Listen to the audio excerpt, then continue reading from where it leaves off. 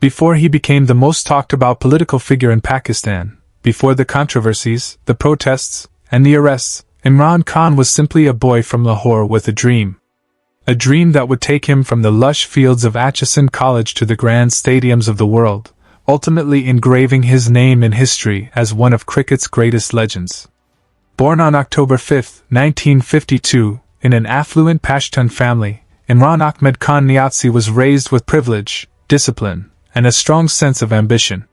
His family belonged to the Niazi tribe of Mayanwali, but his upbringing was far from the rugged terrain of his ancestral land. Instead, he was nurtured in Lahore, where he attended elite institutions such as Atchison College and the Royal Grammar School in England, eventually making his way to the prestigious University of Oxford. But while academics were important, Imran's true passion lay elsewhere, on the cricket pitch. As a young boy, he was captivated by the sport. With his natural athleticism and unwavering determination, it wasn't long before he made his debut in first-class cricket. But Imran Khan was not just another cricketer. He had something special. A raw energy, an unshakable self-belief, and a burning desire to dominate the game. His talent soon earned him a spot in the Pakistan national team, and by the age of 18, he was representing his country on the international stage. But his early years in cricket were not easy. He was talented, yes, but Pakistan's cricketing world was cutthroat, and success did not come overnight.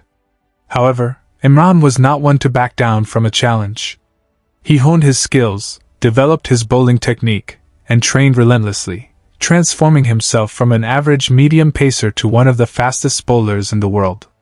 His sheer aggression and precision made him a nightmare for batsmen, and soon, he was leading Pakistan's bowling attack with devastating force. By the late 1970s, Imran had not only established himself as a world-class cricketer but had also become a global icon. With his charismatic presence, towering personality, and undeniable talent, he was admired both on and off the field.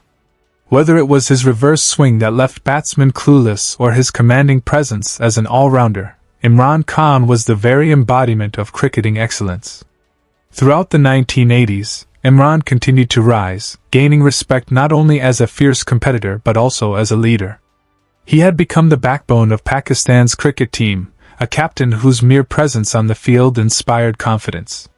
His duels against the best batsmen of the world, his intense rivalries with legends of the game, and his ability to turn matches single-handedly made him one of the most feared cricketers of his era. Then came the defining moment of his career, the 1992 Cricket World Cup. Pakistan was not the favorite to win. In fact, the team had a disastrous start, losing crucial matches and barely surviving the group stage. Critics had written them off. The dream seemed over. But Imran Khan, now captain of the team, had different plans. With his famous, "Cornered Tigers," speech, he ignited a fire in his players, urging them to fight till the last ball. And fight they did. Under his leadership, Pakistan clawed its way back into the tournament, defying the odds at every step. Match after match, the team delivered stunning performances, leading them to the final against England in Melbourne. It was a match that would change Pakistan's cricket history forever. On that fateful day, Imran Khan led from the front. He scored a crucial 72 runs, took a vital wicket, and most importantly, instilled an unbreakable belief in his team. When the final wicket fell, the Melbourne cricket ground erupted with Pakistani cheers. Pakistan had won its first ever World Cup. Imran Khan had done the impossible. As he lifted the trophy, wearing his now iconic white t-shirt with a proud tiger emblazoned on it, he became more than just a cricketer. He became a symbol of hope, resilience, and leadership. The nation revered him, the world applauded him, and history remembered him. But even as the world celebrated his victory, Imran had already set his sights beyond cricket. For him, the 1992 World Cup was not just about winning a trophy. It was about proving that nothing was impossible. And that belief, that unwavering determination, would soon lead him down a path far more challenging than cricket, a path that would redefine his legacy forever. After his retirement, Imran Khan became more than just a sports legend. He turned his focus towards philanthropy, using his fame and influence to build something truly remarkable. Kakatkanam Memorial Cancer Hospital, named after his mother, was his first major step into public service. At a time when cancer treatment in Pakistan was inaccessible for many, Imran's determination to create a world-class hospital for the underprivileged became his new mission. The fundraising was a challenge, but just as he had done on the cricket field, he refused to accept defeat. His efforts paid off, and today, the hospital stands as a testament to his commitment and leadership beyond sports. But philanthropy alone was not enough. While he had bid farewell to cricket, his name was still spoken in awe across the world. Commentators analyzed his playing techniques, young cricketers idolized his leadership, and his legacy as Pakistan's greatest cricket captain remained untouchable. Even decades after his retirement, his World Cup victory remained a golden chapter in the history of Pakistani sports. However, there was a deeper ambition growing within him. Cricket had given him fame and fortune, but he now wanted something more. He had seen corruption, injustice, and inequality plaguing his country. The same passion that had driven him to fight for victory on the cricket field now fueled his desire to bring change to Pakistan.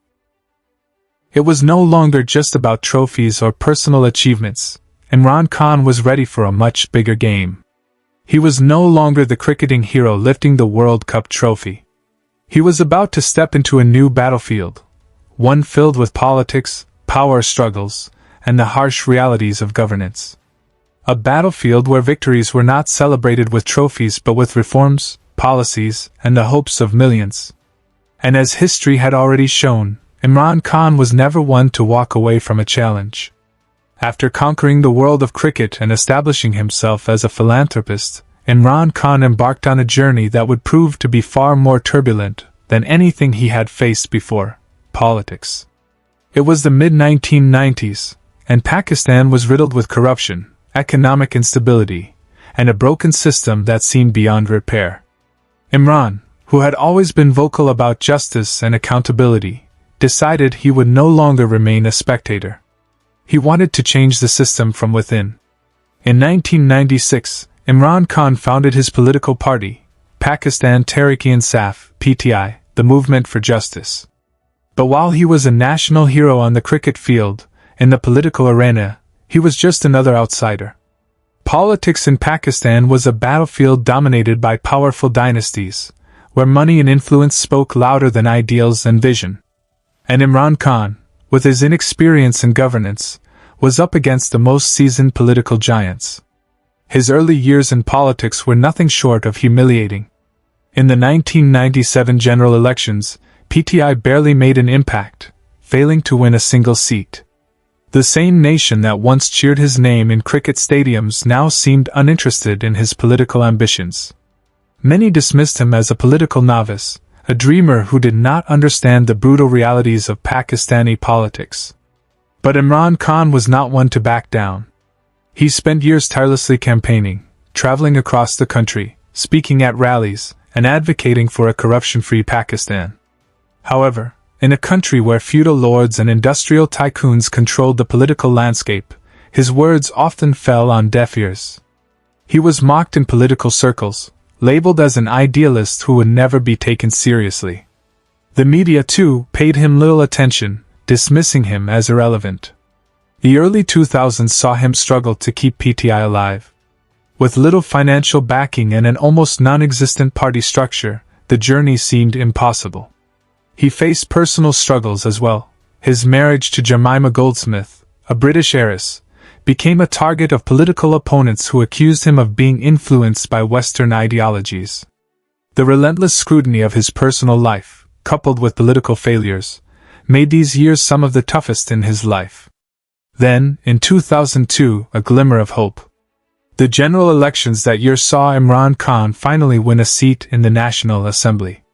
It was a small victory, but a significant one. For the first time, he had a voice in the legislative corridors of power. However, being a lone voice in a sea of seasoned politicians meant his impact was limited. He remained on the fringes of mainstream politics, often overshadowed by larger parties like the Pakistan Muslim League (PMLN) and Pakistan People's Party, PPP. The real turning point came in the late 2000s when Pakistan's political landscape began shifting. The people were growing tired of traditional political parties and their repeated failures. Corruption scandals, economic instability, and a lack of governance had created a vacuum, one that Imran Khan was ready to fill. With the rise of social media, Imran found a new platform to connect directly with the youth. His message of justice, accountability, and an end to dynastic politics resonated with a generation disillusioned with the status quo.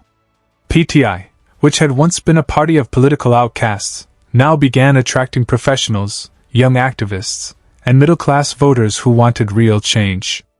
By 2011, the tide was turning.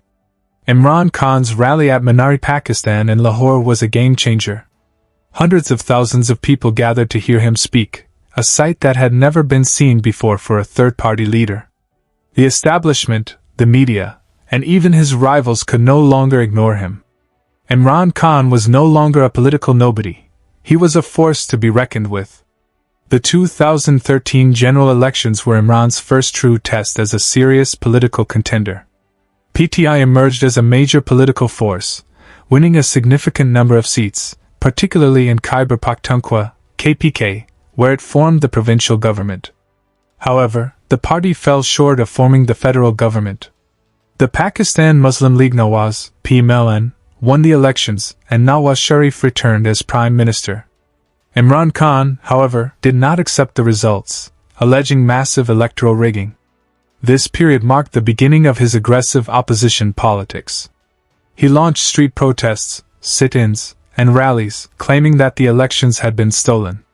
His famous 126-day-long sit-in in Islamabad in 2014 was one of the biggest political demonstrations in Pakistan's history. His fiery speeches, relentless accusations against Nawaz Sharif, and calls for electoral reforms made him the face of resistance politics. While the sit-in did not immediately result in his demands being met, it solidified his position as the main opposition leader. More and more people began seeing him as the only alternative to the traditional political elite. His relentless struggle against corruption and dynastic politics made him a symbol of defiance against the old order. As the years passed, PTI's influence continued to grow. The party started attracting influential politicians who saw Imran Khan as a rising force. However, this also meant that PTI began incorporating figures from traditional political backgrounds, raising questions about whether Imran was compromising his ideals to gain power. Despite these contradictions, Imran's rhetoric remained unchanged. He continued to position himself as the only leader capable of freeing Pakistan from the grip of corruption. His speeches became more aggressive, directly targeting the ruling elite and the country's powerful institutions, sometimes putting him at odds with the establishment. By 2012, PTI had transformed into a formidable political entity. Massive rallies, widespread media coverage, and increasing public support signaled that a major political shift was on the horizon. His critics, however, continued to question his ability to translate his vision into governance, pointing to his lack of experience and reliance on slogans rather than detailed policies. Yet, despite all odds, Imran Khan's movement had ignited a political awakening in Pakistan. People who had never taken an interest in politics before were now engaged. Young voters saw him as their only hope for change. His charisma, coupled with an unrelenting narrative of reform, made him a phenomenon that could no longer be ignored. By the end of 2013, Imran Khan had transformed from a political outsider to a legitimate contender for the highest office in Pakistan. His journey had been long and brutal, filled with failures, betrayals, and struggles. But he had finally built a movement that could no longer be ignored. Yet his greatest battles were still ahead. The fight to the top was only beginning, and the road ahead would be even more treacherous. His dream of leading Pakistan was within reach, but power in Pakistan was never handed over easily. The political storms were only about to intensify. The 2013 general elections had been a defining moment for Imran Khan and Pakistan Tehreek-e-Insaf, PTI. Although they did not win power, PTI had firmly established itself as the country's third major political force. Imran Khan had come a long way from being a political outsider to being the face of opposition against the ruling elites. But he knew that the journey was far from over. His ultimate goal remained, becoming the Prime Minister of Pakistan and reshaping the country's future. In the years following the 2013 elections, Imran Khan intensified his political campaign. He remained relentless in his criticism of the government, particularly targeting Nawaz Sharif and the Pakistan Muslim League Nawaz, PMLN. His allegations of electoral rigging became the foundation of PTI's political movement. The party launched massive protests and sit-ins, with the most notable being the 126-day-long sit-in in Islamabad in 2014. The sit-in, held in the heart of the capital, was a spectacle never seen before in Pakistan's political history. Thousands of supporters camped in front of the parliament, demanding Nawaz Sharif's resignation. The sit-in, although it did not bring down the government, established Imran Khan as the most aggressive opposition leader. His fiery speeches, his calls for justice, and his unyielding determination made him a symbol of defiance. His rhetoric of a Naya Pakistan, New Pakistan, resonated with millions. However, critics questioned his approach, calling him impatient and accusing him of destabilizing democracy. His opponents painted him as a leader who relied on street power rather than parliamentary mechanisms. Despite setbacks, PTI's popularity continued to grow. The Panama Papers leak in 2016 proved to be a turning point in Pakistani politics. The leaked documents revealed offshore assets owned by Nawaz Sharif's family, sparking nationwide outrage. Imran Khan seized the opportunity and launched a legal battle against Nawaz Sharif, demanding his disqualification. The case eventually led to Nawaz Sharif's removal from office in 2017 after the Supreme Court of Pakistan disqualified him on corruption charges. This was a massive victory for Imran Khan, as it reinforced his narrative that the traditional ruling elite was corrupt and unfit to govern. With Nawaz Sharif ousted, the political landscape of Pakistan was shifting rapidly. The PMLN was weakened, and PTI was gaining momentum. Imran Khan positioned himself as the only viable alternative, promising a corruption-free Pakistan, economic revival, and a welfare state modeled after the principles of justice and equality.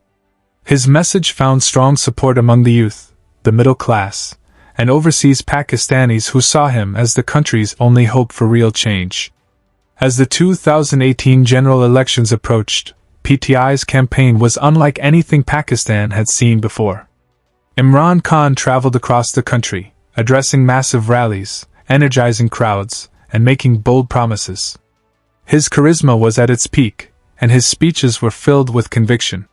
His vision of a Naya Pakistan included economic reforms, institutional restructuring, and an end to dynastic politics. However, his opponents accused him of receiving support from the military establishment. The allegations suggested that the establishment wanted to sideline PMLN and bring Imran Khan to power. Whether true or not, the perception of a managed democracy became a significant talking point during the elections. The PMLN claimed that its candidates were being pressured, cases were being filed against them, and PTI was receiving unfair advantages. Despite these allegations, Imran Khan continued to assert that he was fighting against the status quo and that his rise was purely due to public support. The elections of 2018 were historic. PTI emerged victorious, securing a majority and forming the government.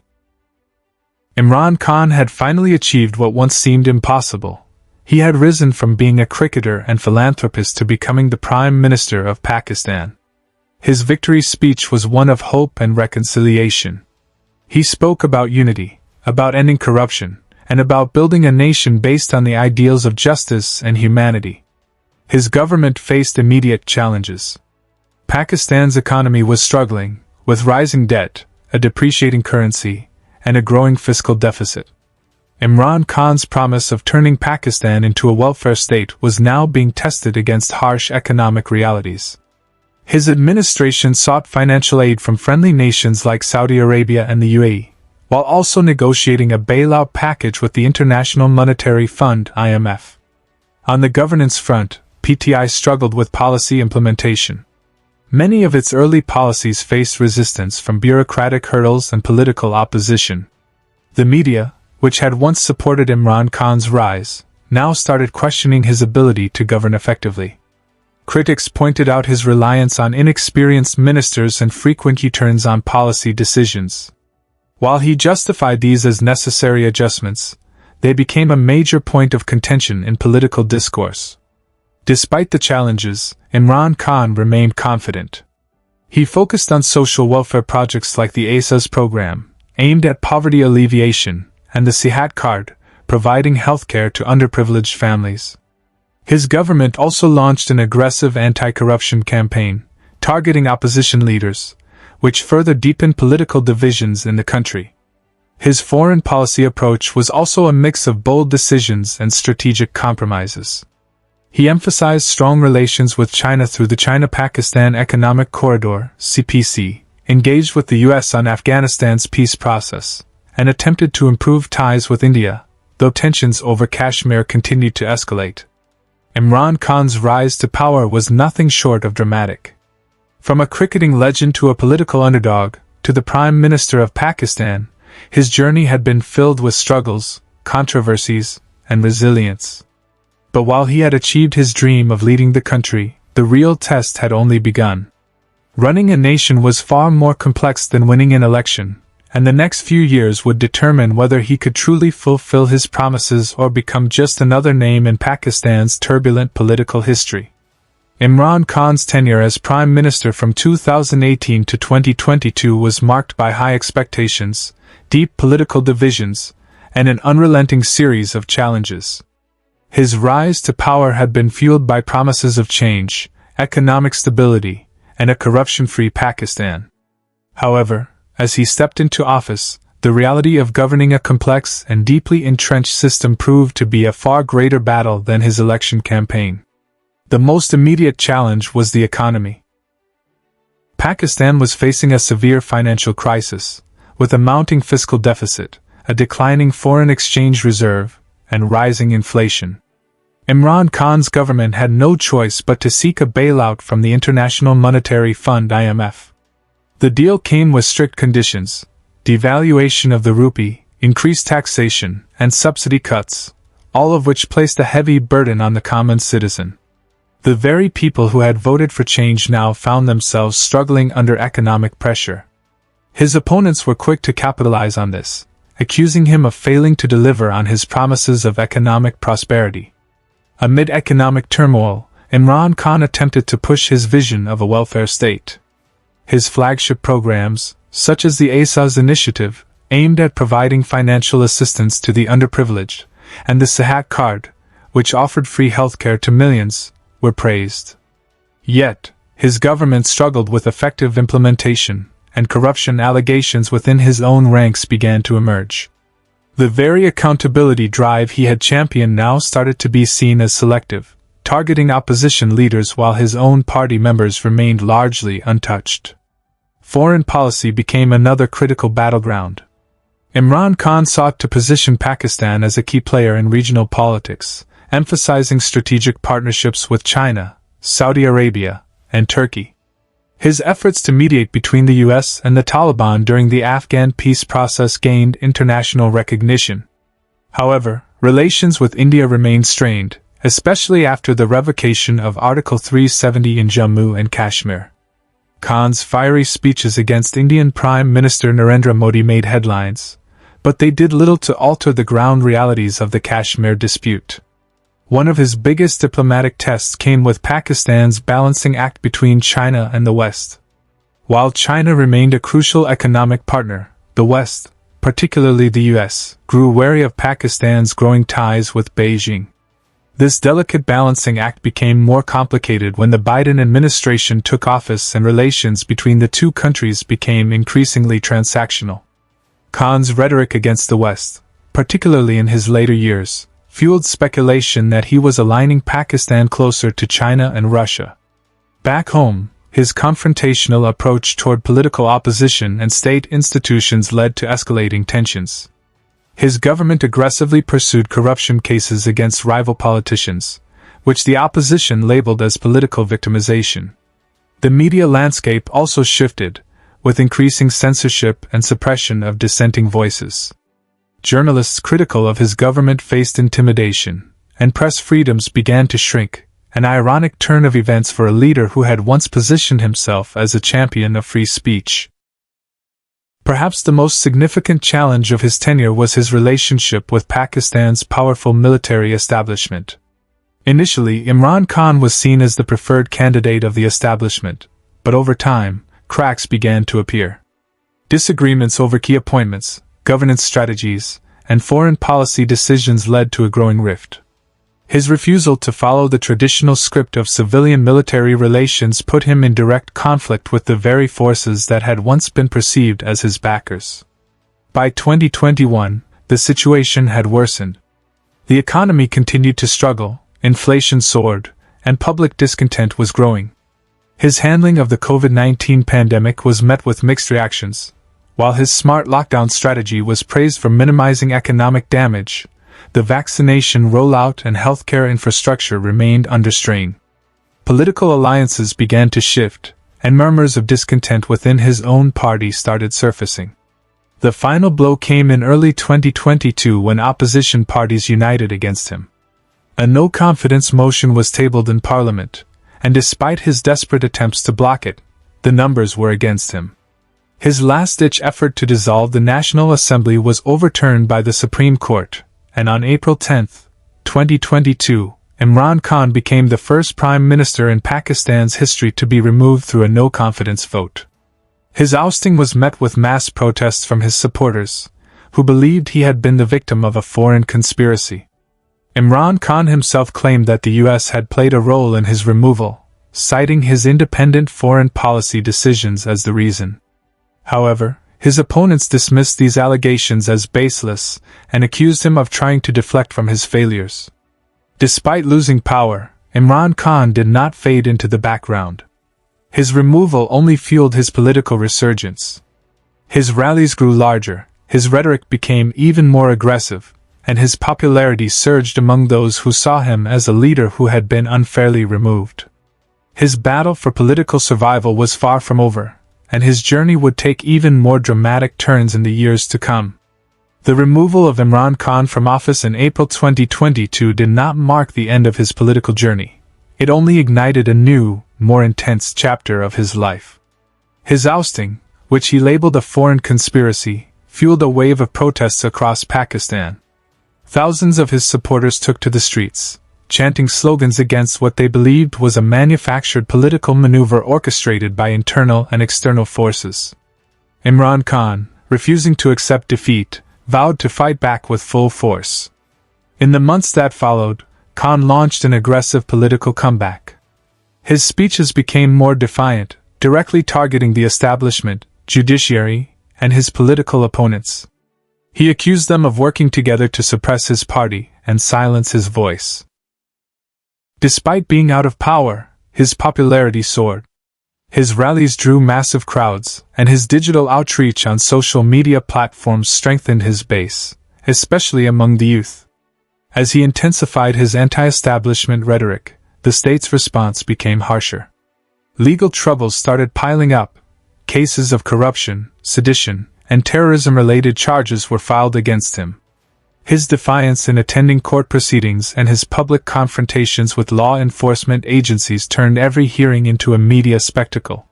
He portrayed himself as a victim of political persecution, further solidifying his narrative of being the only leader standing against a corrupt system. By 2023, tensions between Imran Khan and the state had reached a boiling point. His repeated allegations against the military leadership and judiciary led to a severe crackdown on his party. Many of his close allies were arrested, some distanced themselves from him, and others mysteriously disappeared from the political scene. His party's offices were raided, and its social media operations were restricted. The establishment seemed determined to neutralize his influence. On May 9, 2023, a defining moment occurred when Imran Khan was arrested in a dramatic operation by paramilitary forces. His supporters erupted in anger, storming military installations, setting government buildings on fire, and clashing with security forces. The state responded with an iron fist. Hundreds of arrests were made, and internet services were temporarily shut down. The government declared that those involved in the violence would be tried under military courts, signaling the severity of the crisis. Khan's arrest and the violence that followed led to one of the biggest crackdowns in Pakistan's recent political history. Many of his party's senior leaders were either detained or forced to resign. PTI found itself in a difficult position, struggling to operate under immense state pressure. Yet, even from prison, Khan remained defiant. His messages continued to reach his supporters, keeping the momentum alive. Legal battles became his new battleground. Multiple cases were filed against him, each carrying serious implications. From corruption charges linked to the Tashkent case to allegations of inciting violence, the legal web around him tightened. His legal team fought relentlessly, but the judiciary, once seen as an institution favorable to him, now appeared less sympathetic. As 2024 approached, the uncertainty surrounding his political future deepened. With most of his party's leadership either in jail or in exile, PTI's ability to contest elections was severely compromised. The government and establishment seemed determined to keep him out of the political arena, using every legal and administrative tool at their disposal. Despite these setbacks, Imran Khan remained a symbol of resistance for his followers. His incarceration did not diminish his appeal. If anything, it further cemented his status as a political martyr. His narrative of being wrongfully removed and persecuted resonated strongly with his base. Even as he sat behind bars, his name echoed in political discussions, and his party, though weakened, still held a loyal support base. The future remained uncertain. Would he make a political comeback like he had before? Or would this be the final chapter of his career? Would the establishment ever allow him back into mainstream politics?